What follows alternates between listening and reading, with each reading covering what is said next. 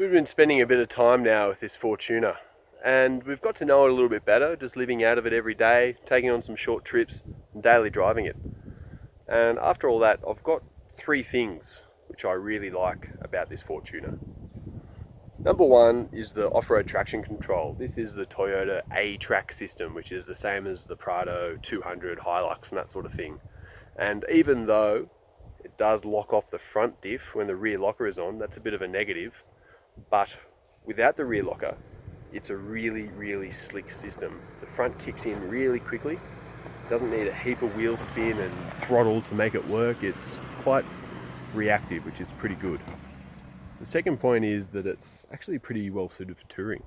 You've got a really nice space there under the bonnet for a second battery. There's a fuse panel there which is ready to go. You could fit 10 accessories off there and save a lot of headaches with mounting fuses and all that sort of thing, which is a massive bonus, I reckon.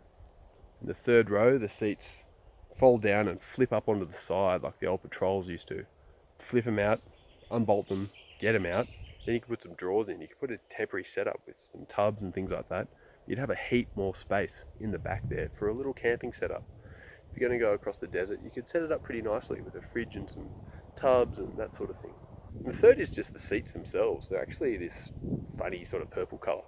But the important thing is they're really comfortable. They've got some really good bolstering for when you're off-road.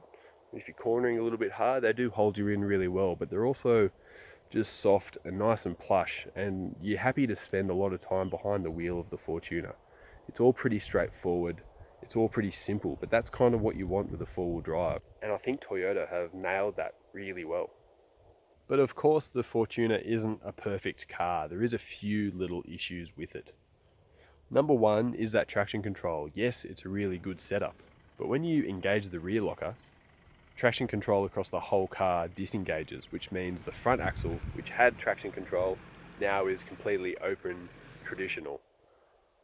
Front end IFS doesn't flex well, so it really needs that traction control. And the system on this one is really good. So when you do flick that rear locker on, you're kind of going one step forward and two steps back with an open front end. And in a lot of situations, you're better off just using that instead of the rear locker. So if Toyota fixed that, that would make this thing even better off-road, of which it is really quite good already. And the second point is the price, really. Toyota's looked into this and they've realised that they thought that the old Toyota tax would have worked, and they charged a really hefty premium for this car, and the result was that it didn't sell very well. I mean, if you're going to spend good money, you probably just go and buy a Prado because it's got the same engine gearbox, but you got a huge fuel tank, heap more space inside, and probably a few more features as well. So that's what people went and did. Prado still sells like hotcakes. Fortuner was lagging quite a bit. So Toyota have actually dropped the price about $5,000 across the board. So it'll be interesting to see how that goes against the competition. It is maybe still a little bit rich when you compare it to your MUXs and your Pajero Sports.